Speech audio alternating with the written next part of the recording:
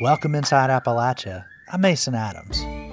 People in a lot of Appalachian communities live without clean drinking water. Bad water lines and sewage treatment plants can turn what comes out of our faucets into a toxic threat. You couldn't eat the fish that you caught from the streams. You couldn't go swimming. In eastern Kentucky, public health officials issued a warning about the water. They point to hepatitis A, which is spread through feces and can be spread through water contaminated with feces, and rates of that disease in Letcher County were well above the national average at that point. How did we get here? And who's to blame for Appalachia's crumbling water infrastructure? The water systems in this country are often connected with problems of poverty and power. We'll hear how some folks are taking the situation into their own hands and trying to get good drinking water to their friends and neighbors. Those stories and more this week, Inside Appalachia.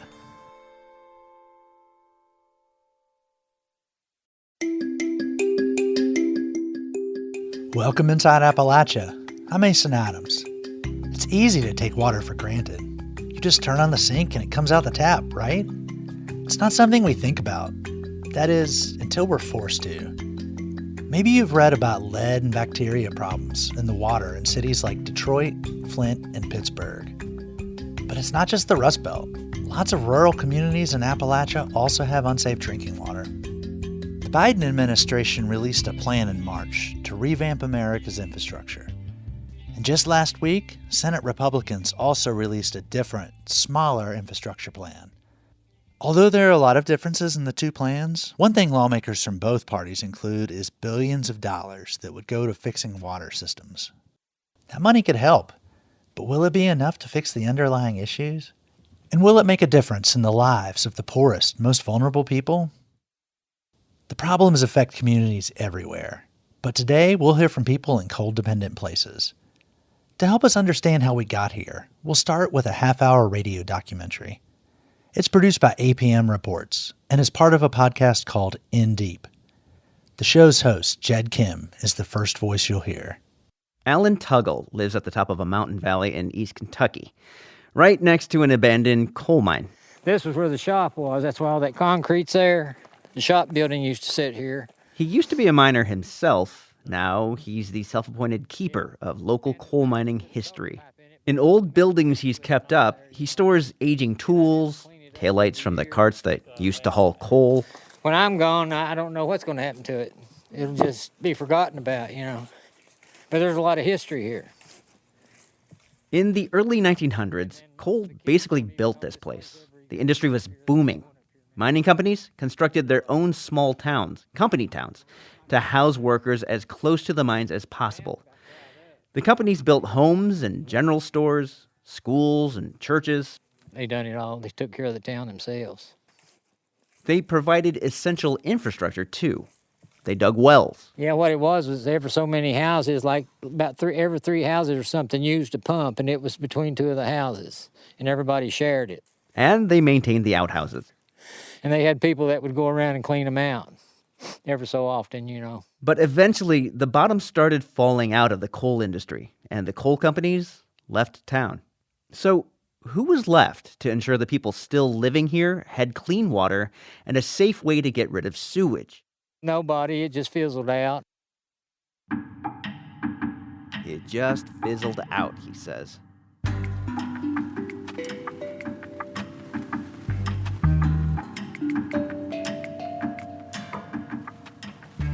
It's a monumental task to get rid of mountains of human waste. But things are different away from urban centers, where homes are scattered miles apart, often too far to connect to a treatment plant.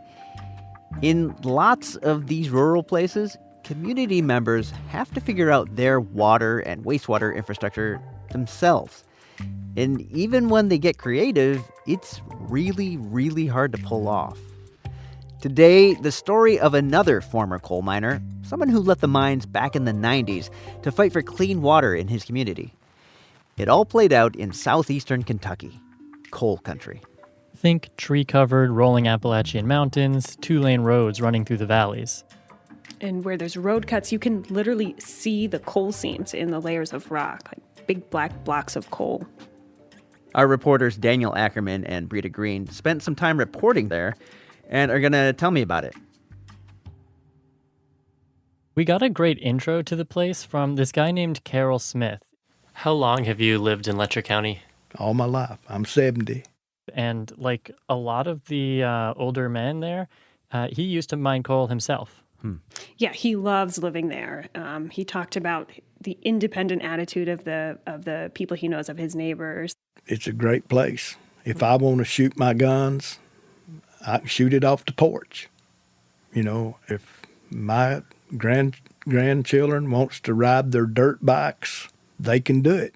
So how big is Letcher County? Like, how many people live there? Just over 20,000. The reason we were focusing on Carroll is because he knew that things weren't exactly environmentally clean in the area, but he didn't know all the details of it. So it really started back in the 90s. He was working in the mines, but he was watching sort of the news, the local news, and just seeing all kinds of corruption going on with the government, and decided that he was tired of it and wanted to sort of take things into his own hands. I felt like I wasn't doing all I could to ensure that my children would be able to live here and my grandchildren. So he decided to run for office, actually, which was, I think, a surprise even to him. Right, and he'll tell you himself he's not that big on big government, but he actually decided to run for judge executive in the county, which is basically the mayor of Letcher County. And he won that race in 1993, and in early 1994, he left the coal mines and took office as the judge executive of the county. Wait, he actually won?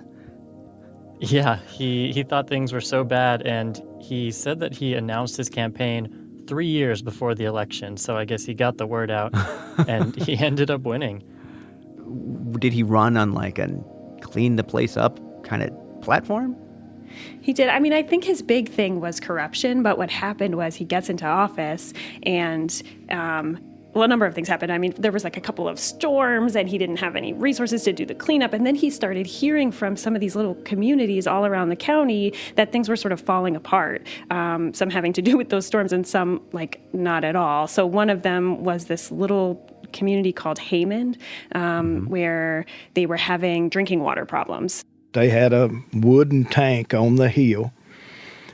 It was probably built in the early 1900s, and that system failed. So the situation there was that they had this wooden tank that supplied their drinking water. Basically, it fed to all the homes in the community.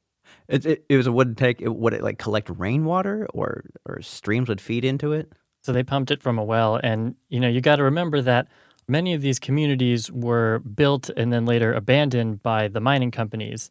And so once the mining companies left town, those old water tanks, like the one in Haymond, started to deteriorate. And for a while, people put together these patchwork solutions, basically repairing whenever and wherever they had to. But by the time Carroll took office, those patchwork solutions were wearing thin. And so, he was actually hearing from some folks in Haymond that some days they would turn on their tap and no water came out at all. Other days, the water would have algae or, all kinds of bad stuff that would come out of a wooden tank. Okay. Was it a lot of work to maintain this water tank? I think when they were putting together these patchwork solutions, it was small things over time. But when they really started breaking down like what was happening in Haymond, then that became a much bigger problem because it needs a sort of a whole scale solution. And Carroll, sort of seeing this happen, he had to pretty quickly put aside some of his other goals for taking office and really just decide to focus on the drinking water situation because it was such a big deal. There's a lot of types of challenges, but if you skin your knee, it's a challenge. But if you cut an artery, it's very important that you deal with that situation immediately. If you're bleeding, you better do something pretty quick. It kind of, that becomes a priority. What does he do? Well, eventually he and, some of the other folks who work on water in the county, they got that community connected up to water. So, the local water treatment plant in a nearby town ran water lines all the way up to Haymond. And, you might think, great, problem solved. They Yeah. have clean, treated drinking water.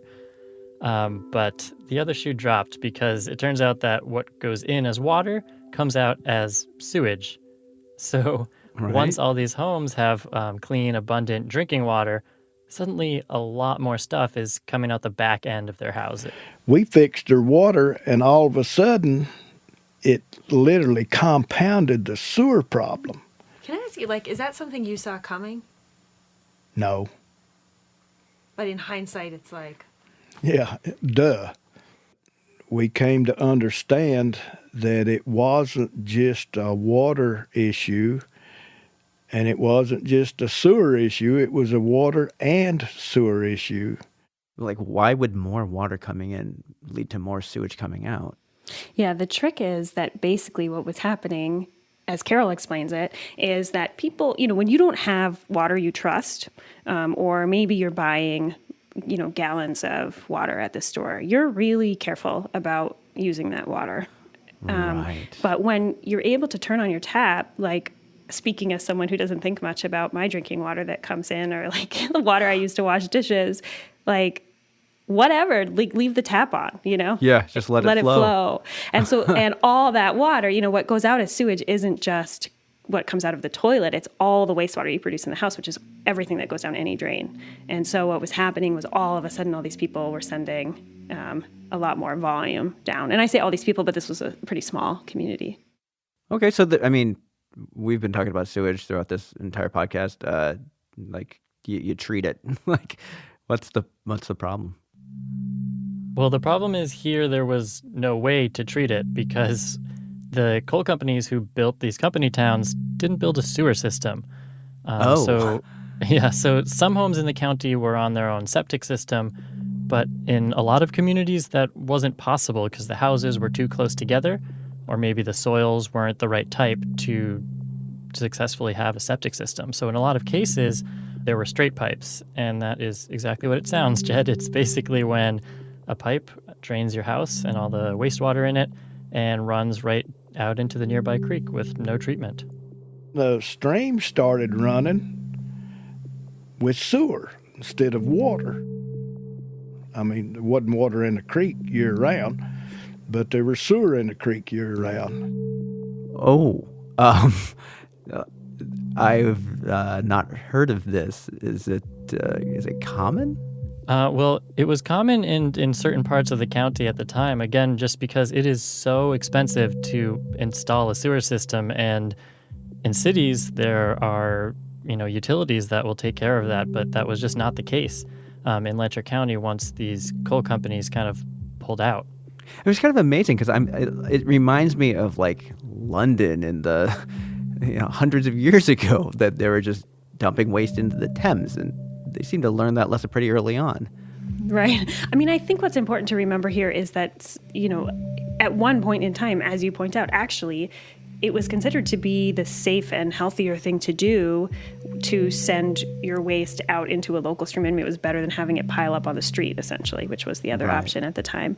And these communities were built, sort of back in the day, and then no one was looking at infrastructure there for decades. And because they're small communities, because they're in a rural area, there just wasn't a ton of focus on it. So it wasn't just in Hammond, as Dan was pointing out, it was communities sort of all over the county. And it started, Carroll really started to pay attention to this at this point when he had taken office. It was a pretty big crisis because the waste is accumulating. I mean, at the point, around his first term there, they were estimating 100,000 gallons of untreated waste were flowing into local streams every day. There was actually a no contact advisory to all the waterways in the county, meaning you couldn't eat the fish that you caught from the streams. You couldn't go swimming. And those no contact advisories, was that because of sewage? Sewage. Yes. So, they point to hepatitis A, which is spread through feces and can be spread through water contaminated with feces, and rates of that disease in Letcher County were well above the national average at that point. Carroll Smith knew that he, as judge executive of the county, kind of had to do something about it. So again, not a big government guy, but in a kind of a surprising move, he decided to form a new government entity, Single-handedly? Well, with a number of other public health officials at the county and state level, and there was a push from the public too. Basically, Carol realized there was such a complex problem and so many different communities in the county that were struggling that there needed to be some kind of county-wide government unit specifically to deal with this water and sewer issue. Okay. So what did they build? So what they built is the Letcher County Water and Sewer District. The plan was that everybody would be hooked up to water and sewer by the year 2020. Which at that point was about 20 years away. Okay. So the thing was, in some cases, that's a pretty easy goal in the county. But then you had some other areas where it was much harder because the treatment plant was really far away. Or maybe these people were living in what used to be a coal camp up by the mouth of a coal mine, which was convenient for getting to work in 1920, but was not convenient for running sewer lines, in the year 1990. Right. Yeah. So what we did when we were down there is look at one community in particular that was sort of one of these more challenging communities, which is, it was interesting what happened there because Carol and some of these other planners that he was working with and community activists too, they decided to sort of try something kind of out there, like not a typical way that you would address this problem. Right, and we want to take you to another coal camp in the county. It's called Millstone. It sits right on the North Fork of the Kentucky River. It's pretty small. There's a couple dozen houses squeezed on a couple streets right next to the river.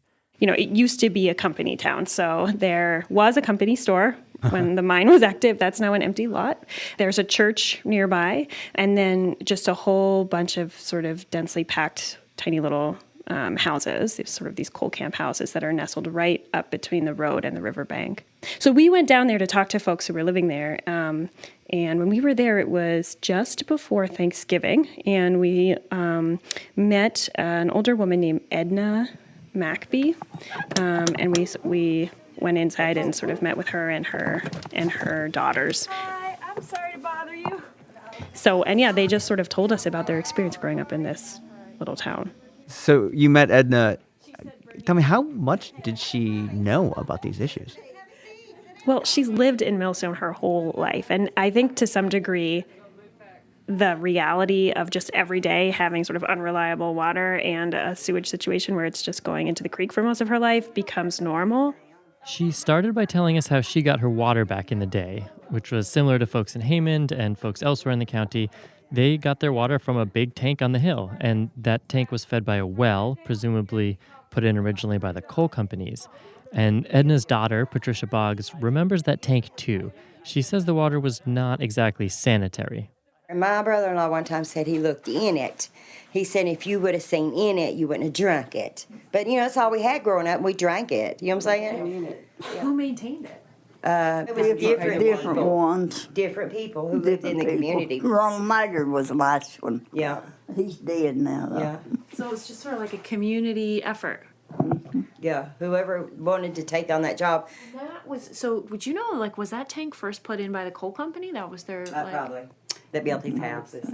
Most likely. Yeah, Southeast owned it.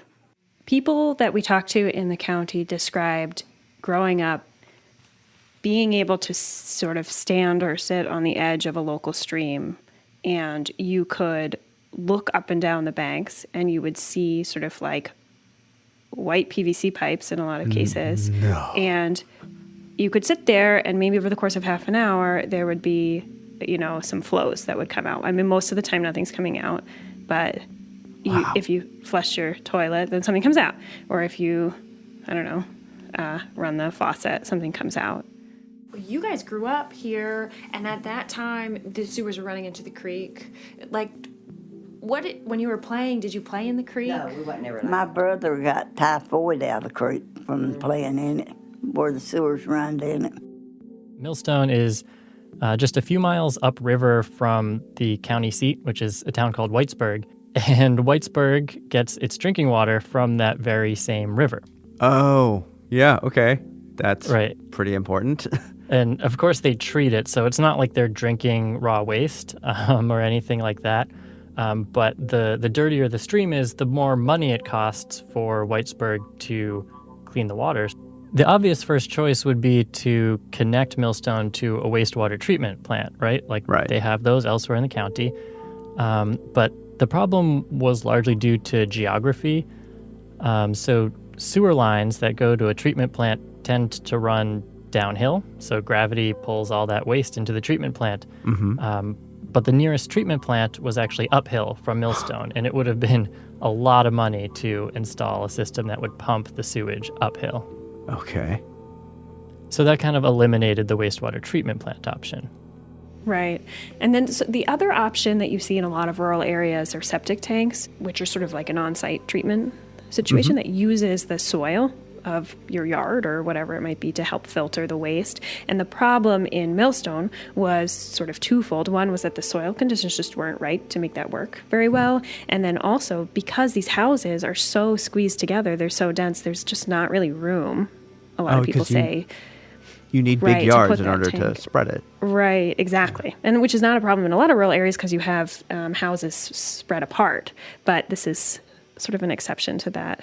You know, what Carol Smith started asking, and a lot of the people he was working with, are there alternatives that are being developed where you could do this, something small, something localized that would be affordable? Did they discover something?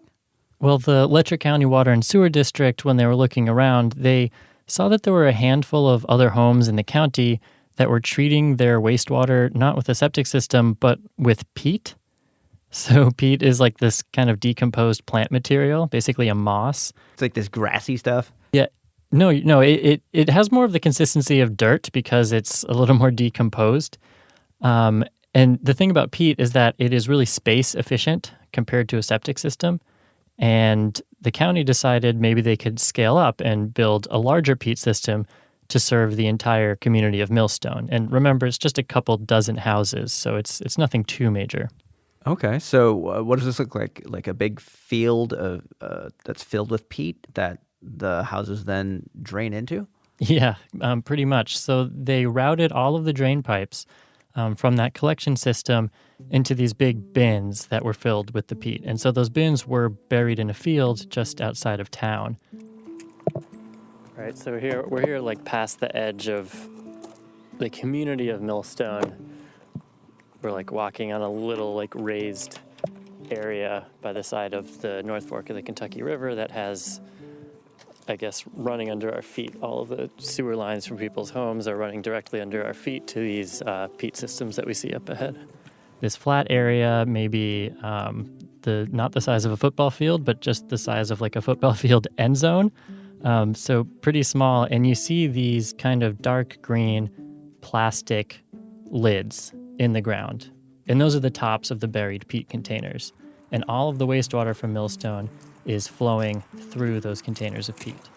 I don't smell anything even like vaguely sewer or septic smelling, do you? No, it smells very fresh. I mean, like, yeah. It smells like we're in a forest after rain. Yeah, it actually smells kind of nice. And how is it working? Not great. I requested records from Kentucky's Department for Environmental Protection, and it turns out they've sent 15 notices of violation to Letcher County, back to at least 2008. And the state is basically telling the county, hey, you need to clean up this Millstone peat system because it's dumping E. coli into the stream. And E. coli is, a bacteria that's common in sewage, and the peat system should have been cleaning it up. So there's a problem. The technology is failing. So this could be because the system has reached the end of its life. It could be because it was never working to begin with. What Mark Lewis told us, and he's the head of the Water and Sewer District now, he said he doesn't know. But the sort of bottom line is it's not working. Right. You were saying that this, you think, is the worst designed wastewater project. Worst thought out piece of facility that we have. I thought I was expecting this to be a huge success story, but it's not? Yeah, it's interesting you say that because I think we had the same thought originally where we had heard about them trying to do something innovative in Millstone, and it seemed like, wow, they were ahead of their time and this was going to be such an interesting story. And then instead, I think what becomes interesting about it is that it's just an example instead of sort of how intractable these problems are, that we have these situations that are just so hard to solve all over the country. And here you have a really good example of people struggling to figure out a workable solution. I think when you drill down into sort of what exactly was the problem in Millstone, like what went wrong, a big piece of it doesn't have to do with the engineering, it has to do with the money. And that's a common theme that we're finding all over the country. So basically what's happening is that on top of these engineering technical problems that they're having, like the majority of the customers are not paying their sewer bills. So they also just don't have the resources to figure out what's going wrong. And that's kind of a problem as well when it's so rural and there aren't that many people that you just don't have the kind of money to address these kinds of fixes that need to be done. When that's the case, I mean, what can be done to fix it? Where's the money going to come from? Yeah, it's a good question. Like, to put some numbers on it, since the 1970s, federal funding for infrastructure has dropped by 80%. So you can imagine that at one point, there was support for doing this kind of work, and now it's largely gone. And I think that in this particular situation, they're really kind of stuck. Like, our understanding from talking to Mark Lewis, that's again the person leading the water and sewer district, he was just like, he's throwing his hands up at this point. The state is saying, you need to fix this. He's saying, I don't have the money. And in the meantime, they're continuing to send out bills to people that just aren't paying. And there's not really a good ending in sight. There is always the hope that when things are too expensive, that we can turn to innovation and new technology to kind of be the answer. And that's what happened in this area and it didn't really solve it. It just kind of kicked the can down the road. If you zoom out from Millstone and from this community, there are a lot of people thinking about this sort of at a more broader scale. So one expert that we talked to, Upmanu Lal, and he's at Columbia University, has been working on some of these new innovations. So they're basically small mailbox-sized boxes that you can install in your house that will treat waste. I can have a box that is of the size optimal for a single house, or I can have a box which is the size of 15 or 20 houses. Kind of a similar idea to what they were trying to do in Millstone. Right, and just to give an example of how the technology's changed, he mentioned that on these new mailbox-sized mini wastewater treatment plants, you can put them into a small community, and then you don't even need to have someone on site all the time to check how it's working. And now you have water quality sensors in real time and flow sensors and pressure sensors in real time that can monitor the quality and transmit that information to you remotely. From a lot of them, we can use machine learning to even diagnose preemptively which place is likely to have a problem in the near term and dispatch someone to do that. It wouldn't be 20 years later, oh my goodness, it's not working. And what would be the cost comparison between these as a solution and laying down pipes? Yeah, in many cases, a decentralized system like this could be way cheaper because you don't need all of that infrastructure, all of those pipes running across the entire county. I mean, in Millstone, one official estimated for us that to connect each of those homes to a sewer system would cost about $50,000 to run that sewer system to the nearest treatment plant. So you can see how those costs add up, and these decentralized systems can end up being pretty cost effective. What are we seeing? Are we seeing a lot more of them being utilized? Not yet. So there are a couple little places, a couple pockets where they're starting to be adopted. There's a community called Dawn, Virginia that has a system like this. One big obstacle that Lal talked about when installing these systems is that there's a lot of red tape. He said he tried to propose that some of these systems be used in Alabama, in a community that was having similar problems to Millstone.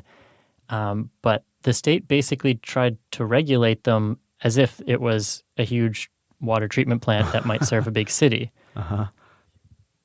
And at the same time, even these decentralized systems that we're talking about, those still cost money. And in a lot of rural places, the money's just not there. The federal government has kind of pulled out of the water infrastructure business. And so far this year, amid the coronavirus pandemic, they've put trillions of dollars towards things like unemployment benefits, small business loans. They've even subsidized airlines. But when you look at water infrastructure, that has really not been supported.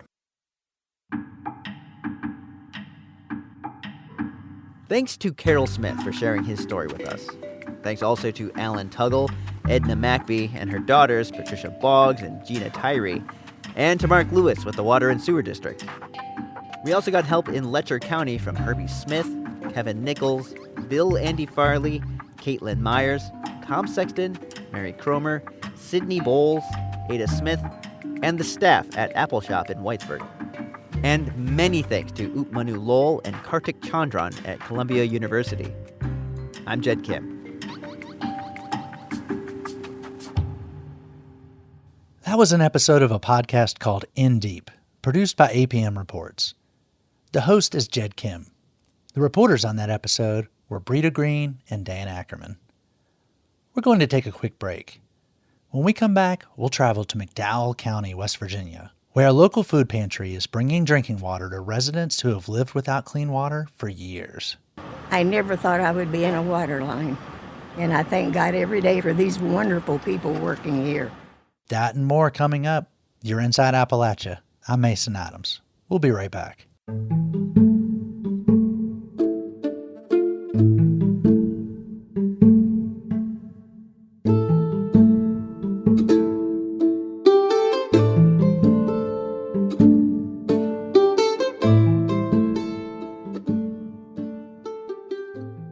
Support for Inside Appalachia is provided by Concord University in Athens, West Virginia.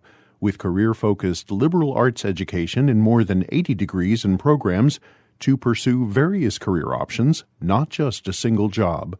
More at concord.edu.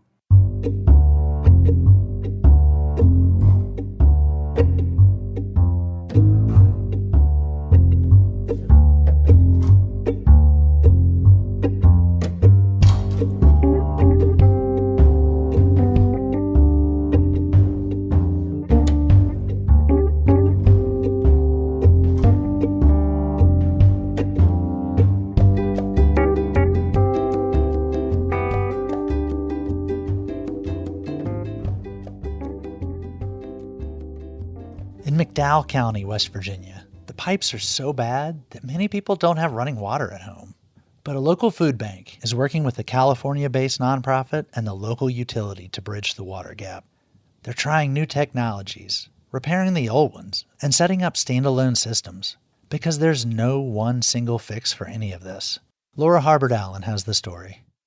The Five Loaves Two Fishes Food Bank sits on a narrow strip of land between Elkhorn Creek and U.S. Route 52 in McDowell County, West Virginia.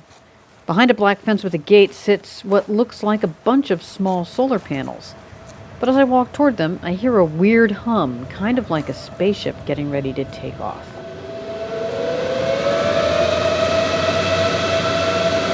Turns out these aren't solar panels, they're hydro panels. Basically, what they do is they pull the moisture out of the air. That's Bob McKinney. And send it into those panels, and of course it's filtrated. I've had it sampled, and it's pure drinking water. Bob's worn many hats in McDowell County over the years. Teacher, electrical contractor, and pastor, just to name a few. Now he manages the Appalachia Water Project for Dig Deep, a nonprofit organization that works with local communities around the country to solve water access problems. Here in McDowell County, a lot of the water infrastructure was put in by coal companies decades ago, and it's just wearing out. Some of the lines are getting pretty old, and they're going to have to be replaced, and the pump houses and things like that are getting pretty old, and they're going to have to be repaired. So in the meantime, Dig Deep helped install the hydro panels because people kept coming to the food bank asking for the same thing. You know, I need food, but boy, I sure could use some clean water. Bob's wife, Linda, runs the food bank. She's greeting clients who stop by the pantry to pick up water. This is Miss Pearl. She's a feisty little thing. Bob's driving the forklift, putting pallets of water where they need to go. 88-year-old Jenny Jones is among those picking up water today.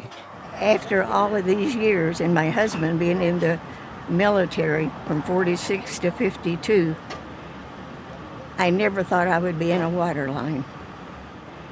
And I thank God every day for these wonderful people working here. But the hydro panels only produce about 200 gallons of water a month. Most people use 100 a day, so they help but don't go far enough. Mavis Brewster, general manager of the McDowell County Public Service District, or PSD, says that people have to figure out their own solutions right now. On Bradshaw Mountain, for example, there is essentially no water system.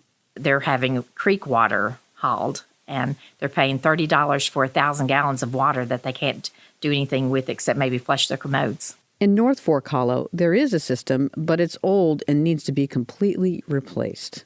That includes a water plant, lines, meters, fire hydrants, so you'd be able to offer good, reliable water service to all of North Fork Hollow. And what is the price tag on something like that? About $6 million. And that's just one project the county needs. None of this comes as a surprise to George McGraw, Dig Deep's founder and CEO. In 2014, when CBS Sunday Morning aired a feature story highlighting the nonprofit's work, all of a sudden our office would be flooded with calls, not just from donors, but from other people who were like, well, I don't have running water. I live in Alabama, or I live in West Virginia, or I live in Texas. I thought we were the only one. Dig Deep started looking for any data on U.S. water access, but they ran into a pretty big problem. No one could tell us how many people there were in the U.S. without running water and where they lived and why they were experiencing that. We may be one of the only countries in the world that's not measuring that on an active basis. So they stepped into the gap. Dig Deep partnered with the U.S. Water Alliance and researchers at Michigan State University to figure out where access to potable water in the U.S. was a problem. Appalachia and the Navajo Nation were two of several places that stood out. Despite being separated by thousands of miles, these communities have a common problem. It's a lack of a basic human right like running water. That's Emma Robbins. She directs the Navajo Water Project for Dig Deep. While Appalachian water districts confront rocky, steep terrain, she battles something else. It's really important to remember just the vastness of the Navajo Nation, right? And there's just all these different communities that are very far from water lines, or else they don't live near a safe water source. Robbins says that Dig Deep works on a range of solutions across the reservation. During the pandemic, they've helped folks pay water bills, for example. And in another part of the reservation, they're installing home water systems.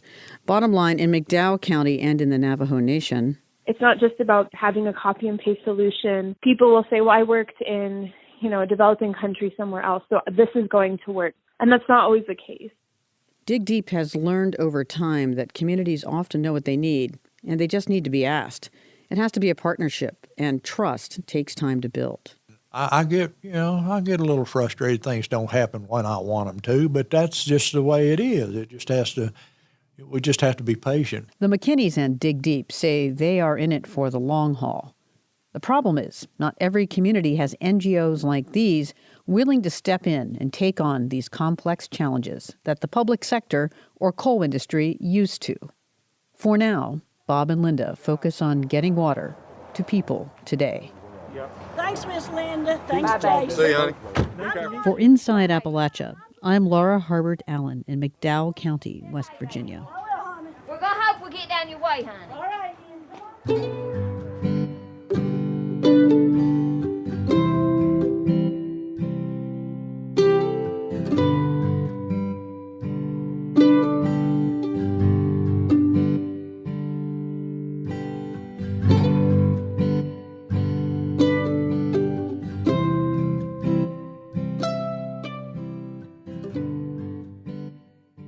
There are all of the technical and logistical sides of water issues here in Appalachia, but there's also the human element. 30 to 50% of the workforce in water and wastewater is expected to retire within the next 10 years. These aging operators are the ones with the knowledge and experience to maintain thousands of individual, sometimes finicky systems across the country. The National Rural Water Association created a program to preserve this institutional knowledge. As Jessica Lilly found out, it also promotes a new kind of sustainable job and one that helps folks stay closer to home.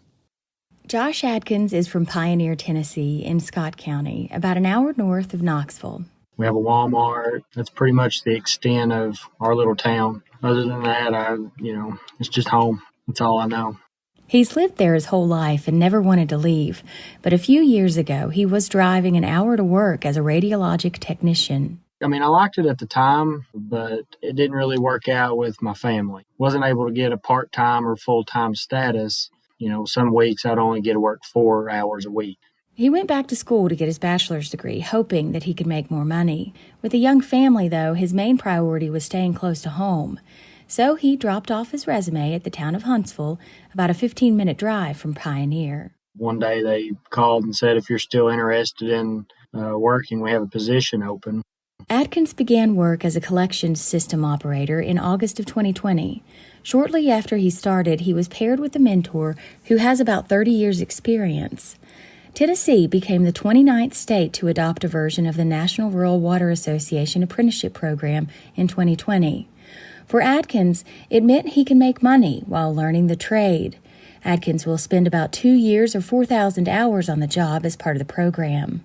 Benefits to learning on the job is, getting the hands-on training. That's more of how I learned. Adkins will also need up to 318 classroom hours to complete the program. This will help to prepare him to pass state certification tests. Without the job, he says there's no way he could have afforded the training. Kevin Bird is the Workforce Development Coordinator for Tennessee Association of Utility Districts, which provides technical support to utilities across the state of Tennessee. These apprenticeships will change how our operators look and the kind of knowledge that they will have. That institutional knowledge comes from the master or mentor operators who know their systems and any particular quirks of their region. From facility to facility, the water chemistry changes. He would have an experienced knowledge that I'm going to change my water chemistry because I know there's something that occurs here naturally or hopefully not unnaturally at a certain time of the year, and I need to change the way I address that. And he can impart that immediately without months or years of trial and error. The Department of Labor approved the NRWA's Water and Wastewater Apprenticeship Program in 2017. Shannon Walton is the NRWA's Apprenticeship Program Manager. If we let those folks just walk out the door without sharing what they have learned and experienced and become subject matter experts in for 30 or 40 years, then, shame on us for letting them go without passing that down. She says the program is also a tool to recruit a new generation of water and wastewater workers. It is an occupation that young people don't even really know about for the most part. And the pay isn't all that bad. According to the Occupational Information Network, the median wage for water or wastewater operators is almost $23 an hour, or about $48,000 per year. Although Walton says that operators in urban areas usually make more. But certification is truly a chicken and egg situation. Along with a high school diploma or GED, workers must also have at least 3 months' experience at a small system and even more time on the job for higher grade operators. The NRWA Apprentice Program is intended to formalize the employment pathway and increase the level of professionalism in the industry. This was an opportunity to kind of have structured, systematic training that is similar or the same across the nation. But enticing a new generation to pursue this career can be tough. It's not, hey, I'm going to be the next Facebook creator. I'm going to work with my laptop sitting on a beach. Kind of a job that, youngsters seem to want more and more these days. Apprentice Josh Adkins says that reaching his generation could mean a better explanation of the work and its importance.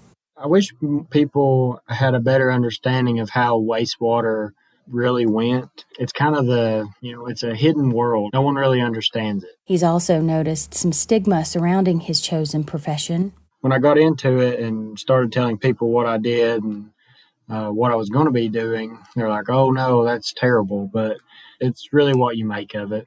Firefighters and police officers are often celebrated as champions of rural communities, but Walton says that given how critical water and wastewater systems are to the basic functioning of our communities, the industry's workers deserve the same respect. We're kind of unsung heroes. We don't kind of stand on the rooftop shouting about what we do. Most of what we do is underground, and it's really not seen by the general public. There are 31 states that have registered apprenticeship programs and approximately 260 apprentices registered nationwide. For Inside Appalachia, I'm Jessica Lilly. Kentucky also adopted this program, and its first apprentice began earlier this year. This is the second year the program has been available in West Virginia, but there haven't been any participants yet.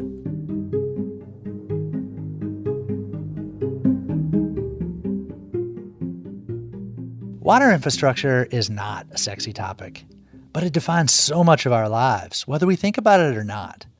To reflect on the big takeaways, I spoke with someone who's been reporting on water for 11 years. Brett Walton writes for Circle of Blue, a nonprofit newsroom that reports on water issues across the U.S. and internationally.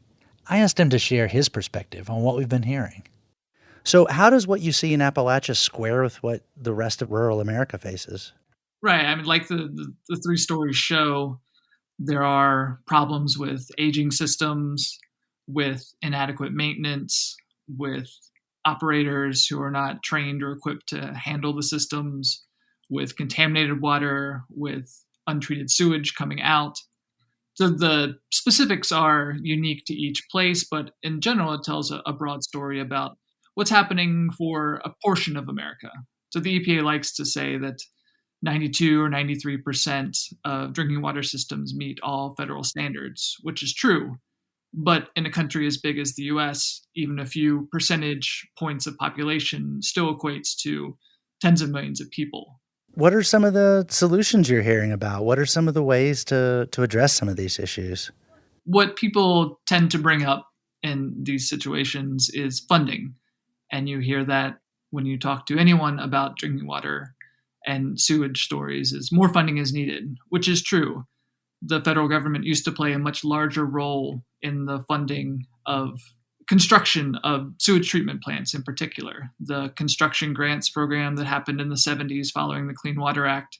Some say it was the second biggest federal public works investment in this country in its history after the interstate system. And so Congress did appropriate that money in the 70s, and we upgraded the nation's wastewater systems.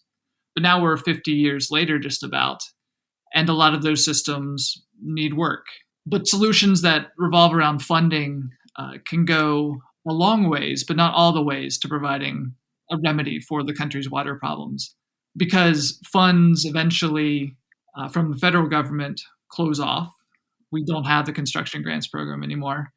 And eventually communities will need to maintain the systems and operate them, and that requires consistent amounts of funding. So it's not just a one-time infusion, which can be quite helpful for getting a community off the ground.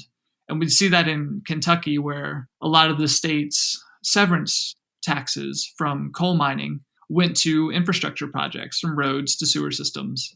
And when I was in Kentucky a couple of years ago, in Letcher County, as it happens, and Harlan County, talking with county officials there, they're concerned about the decline in severance taxes as coal industry declines. So a lot of the systems were put in with coal money and by coal companies. Those companies, as they go bankrupt, leave a system that needs to be operated and maintained and is often falling apart.